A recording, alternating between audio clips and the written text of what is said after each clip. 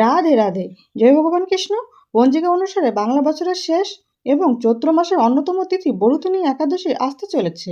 বরুথিনী একাদশী সাধারণত বৈশাখ মাসে পড়লেও এবারে তা চৈত্র মাসে পড়েছে। ভগবান কৃষ্ণ বলেছেন, বৈশাখ মাসে কৃষ্ণপক্ষের বরুথিনী একাদশী পালন করলে মানুষ ইহলোকে সুখ ও সৌভাগ্য এবং পরলোকে মোক্ষ ও মুক্তি লাভ করে। এই ব্রত 100,000 বছরের তপস্যার সমান ফল প্রদান করে এবং সমস্ত পাপ নাশ করে। এই একাদশী পালন করলে মানুষ অশুভ শক্তির আক্রমণ থেকে সুরক্ষিত থাকে। সনাতন হিন্দু ধর্মে বরুথিনী একাদশী অত্যন্ত পবিত্র ও ফলপ্রদ। বরুথিনী শব্দের অর্থ হলো যে রক্ষা করে বা আশ্রয় দেয়। এই একাদশী ভক্তদের দুঃখ, পাপ ও দুর্ভাগ্য থেকে রক্ষা করে এবং জীবনে সৌভাগ্য ও শান্তি এনে দেয়। ভগবান বিষ্ণু কৃপা লাভের জন্য এই ব্রত করা অত্যন্ত গুরুত্বপূর্ণ। যিনি নিষ্ঠার সঙ্গে বরুথিনী একাদশী পালন করেন তার সমস্ত পাপ বিনষ্ট হয় এবং ভবিষ্যতে তিনি সুখ ও সমৃদ্ধিতে জীবন লাভ করেন। নমস্কার বন্ধুরা, আজকে নতুন পর্বে আপনাদের সকলকে জানাই আন্তরিক শুভেচ্ছা ও স্বাগত। আজ আমরা জানবো বরুথিনী একাদশীর সঠিক দিন, শুভ মুহূর্ত, সনাতন হিন্দু ধর্ম মতে এর ধর্মীয় গুরুত্ব, এই একাদশী পালনের সহজ বিধি, পালনের সঠিক সময় এবং মাহাত্ম্য ও ব্রত কথা।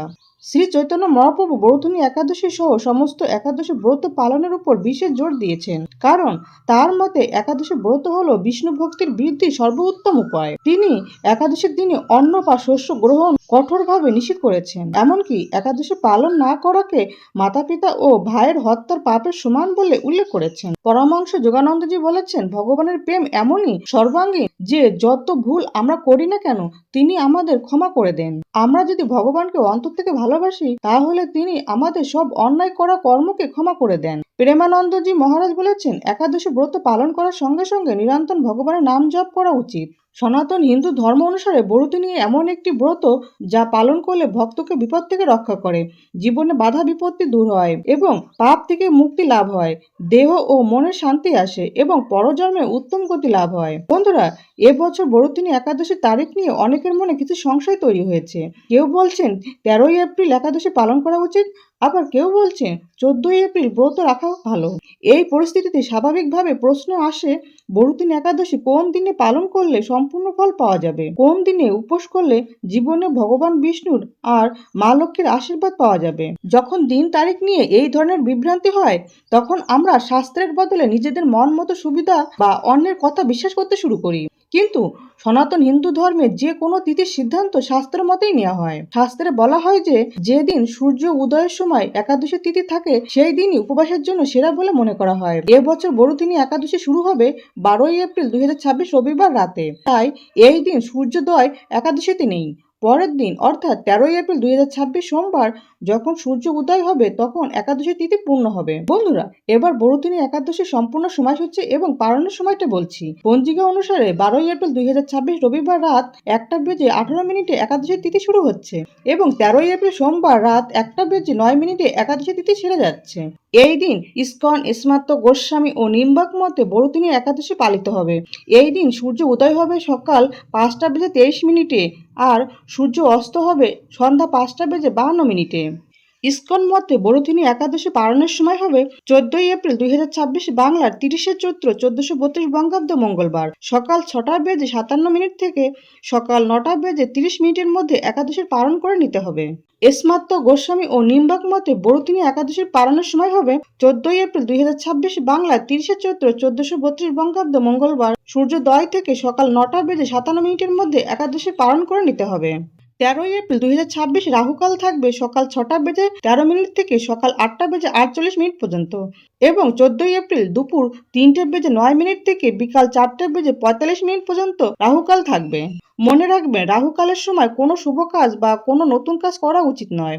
তবে পুজো বা অন্য কোনো কাজ যদি এই সময়ের আগে শুরু করে থাকেন তবে অবশ্যই সেটা করতে পারেন। 13ই এপ্রিল সকালের পুজো শুভ মুহূর্ত হলো সকাল 5:38 থেকে সকাল 7:12 পর্যন্ত এবং সন্ধ্যায় পুজো শুভ মুহূর্ত হলো বিকাল 4:45 থেকে সন্ধ্যা 7:44 পর্যন্ত। এই শুভ মুহূর্তের যোগে আপনি যে কোনো কাজ শুরু করুন, মন্ত্র জপ করুন, ধ্যান করুন, স্নান করুন, দান করুন বা পূজা পাঠ করুন, সব কাজে সফলতা পাবেন। এই দিন অভিজিৎ মুহূর্ত থাকবে সকাল 11টা বেজে 56 মিনিট থেকে দুপুর 12টা বেজে 47 মিনিট পর্যন্ত, আর বিজয় মুহূর্ত থাকবে দুপুর 2টা বেজে 30 মিনিট থেকে দুপুর 3টে বেজে 21 মিনিট পর্যন্ত। বন্ধুরা, একাদশীর উপবাস মানে শুধু তারিখ মেনে চলা নয়, একাদশী হলো আত্মচেতনার ব্রত। এই দিনটি ভগবান বিষ্ণুকে উৎসর্গ করা হয়েছে, যিনি আমাদের পালনকারী দেবতা এবং যিনি সমগ্র জগৎকে ভারসাম্যে রাখেন। যখন কোনো ব্যক্তি একদিনের জন্য হলেও তার চিন্তা ভাবনা আচরণ এবং আহার শুদ্ধ করে, তখন তার মধ্যে স্বয়ং ভগবানের করুণা প্রবাহিত হতে শুরু করে। শাস্ত্রে বলা হয়েছে যে একাদশীর দিন আহারের মধ্যেও সূক্ষ্মভাবে তামসিক প্রবৃত্তি সবসময় জাগ্রত থাকে, বিশেষ করে চাল বা ভাতে। তাই একাদশীর দিন ব্রত রাখুন বা না রাখুন, ভাত, রুটি, মুড়ি, চিড়ে ইত্যাদি খাওয়া অবশ্যই ত্যাগ করা উচিত। যিনি সম্পূর্ণ উপবাস করতে সক্ষম তার জন্য দশমীতে একবার আহার, একাদশীতে নিরাহার ও দ্বাদশীতে একবার আহারের কথা বলা হয়েছে। যারা সেটা পারবেন না তারা শুধুমাত্র একাদশীতে অনাহার করে ব্রত পালন করবেন। যদি কেউ তাতেও অসমর্থ হন, তিনি একাদশীতে পঞ্চরবি শস্য বর্জন করে ফলমূল বা একাদশীর প্রসাদ গ্রহণ করে ব্রত পালন করতে পারেন। বড়দিনে একাদশীর দিনে ভোরবেলায় উঠে প্রাতঃ কর্ম শেষ করে নিন। এরপর স্নান করে প্রথমে সূর্যদেবকে জল নিবেদন করুন এবং একাদশীর ব্রতের সংকল্প নিন। ঘরে ভগবান বিষ্ণু, মা লক্ষ্মী, ভগবান শিব এবং মা পার্বতীর পূজা করুন। এই দিন মহাদেব শিবকে অবশ্যই বেলপাতা অর্পণ করুন, এতে আপনার উপর ভগবানের কৃপা থাকবে। উপবাসের পরের দিন সকালে একাদশী পালনের যে নির্দিষ্ট সময় দেওয়া থাকে, সেই সময়ের মধ্যে পঞ্চরবি শস্য ভগবানকে নিবেদন করে তারপর প্রসাদ গ্রহণ করে পালন করা একান্ত দরকার। তবে পালনের আগে অবশ্যই কোনো গরিব মানুষ বা কোনো ব্রাহ্মণকে সাধ্যমতো কিছু দান করুন, নতুবা একাদশীর কোনো ফল লাভ হবে না। বড়দিনে একাদশীতে নির্দিষ্ট কিছু সবজি ও ফলমূল গ্রহণ করতে পারেন, যেমন আলু, পেঁপে, টমেটো ইত্যাদি সবজি। ঘি অথবা বাদাম তেল দিয়ে রান্না করে ভগবানকে উৎসর্গ করে আহার করতে পারেন। হলুদ, মরিচ ও সন্দক লবণ ব্যবহার করা যায়। এছাড়া দুধ, কলা, তরমুজ, আপেল, পাকা পেঁপে, আঙুর, আনারস, আখ, নারকেল, বাদাম, মিশ্রি ও লেবুর শরবত ইত্যাদি খেতে পারেন। একাদশীর দিন ভগবান বিষ্ণুর পূজা করার পর হরিনাম করুন, কারণ হরিনাম সংকীর্তনই সর্বোত্তম সাধনা। এছাড়া আপনি ভগবানের ধ্যান করতে পারেন, এতে নারায়ণের আশীর্বাদ আপনার উপর সর্বদা বজায় থাকবে। বড়দিনী একাদশী ব্রত পালনকারী ব্যক্তি কন্যাদান থেকেও বেশি ফল লাভ করে। তবে বড়দিনী একাদশী পালনের সময় কলহ, পরনিন্দা, পরচর্চা, মিথ্যা কথা বলা, ক্রোধ, ঈর্ষা ও কোনো প্রকার নিষেধদ্রব্য গ্রহণ করা এবং কোনো ক্ষৌরকর্ম করা অর্থাৎ চুল দাড়ি কাটা সম্পূর্ণরূপে নিষিদ্ধ। বন্ধুরা, বড়দিনী একাদশীর দিন ভগবান বিষ্ণুকে তুলসী পাতা দিয়ে মালা তৈরি করে অর্পণ করুন, এতে ভগবান বিষ্ণুর আশীর্বাদ লাভ করতে পারবেন। এরপরে আসনে বসে বিষ্ণু মন্ত্র জপ করা উচিত। এই একাদশীর দিনে উপবাসের পূর্ণ প্রভাব সর্বদা আপনার উপর বজায় থাকবে। বিধি অনুসারে বড়দিনী একাদশী ব্রত পালনে সকল প্রকার পাপের বিনাশ হয় এবং অক্ষয় গতি লাভ হয়। যিনি হরিবাসরে রাত্রি জাগরণ করে ভগবান জনার্দনের পূজা করেন, তিনি সর্ব পাপ মুক্ত হয়ে পরম গতি লাভ করেন। তাই সূর্যপুত্র যমরাজের যাতনা থেকে পরিত্রাণের জন্য পরম যত্নে এই একাদশী ব্রত পালন করা আমাদের সকলেরই কর্তব্য। বড়দিনী একাদশী ব্রত কত শ্রদ্ধা ভরে পাঠ অথবা শ্রবণ করলে সহস্র গোদানের ফল লাভ হয় এবং সর্বপাপ থেকে মুক্তি হয়ে বিষ্ণুলোকে গতি হয়। বন্ধুরা, এখন আমরা শুনবো বড়দিনী একাদশীর মাহাত্ম্য ও ব্রত কথা। রাধে রাধে, জয় শ্রীকৃষ্ণ। বৈশাখ কৃষ্ণপক্ষিয়া বড়দিনী একাদশী ব্রত মাহাত্ম্য ভবিষ্যতের পুরাণে যুধিষ্ঠির শ্রীকৃষ্ণ সংবাদে বর্ণনা করা হয়েছে। যুধিষ্ঠির মহারাজ শ্রীকৃষ্ণকে বললেন, হে বাসুদেব, আপনাকে প্রণাম। বৈশাখ মাসে কৃষ্ণপক্ষের একাদশী কি নামে প্রসিদ্ধ এবং তার মহিমা বা কি, তা আমাকে কৃপা করে বলুন। শ্রীকৃষ্ণ বললেন, হে রাজন, ইহলোক ও পরলোক বৈশাখ মাসে কৃষ্ণপক্ষে একাদশী বড়দিনী নামে বিখ্যাত। এই ব্রত পালনের সর্বদা সুখ লাভ হয় এবং পাপক্ষয় ও সৌভাগ্য প্রাপ্তি ঘটে। দুর্ভাগা স্ত্রী এই ব্রত পালনে সর্ব সৌভাগ্য লাভ করে থাকে। ভক্তি ও মুক্তি প্রদানকারী এই ব্রত সর্বপাপ হরণ এবং গর্ভবাস যন্ত্রণা বিনাশ করে। এই ব্রত প্রভাবে মানধাতা, ধুমধুমার আদি রাজারা দিব্যধাম লাভ করেছেন।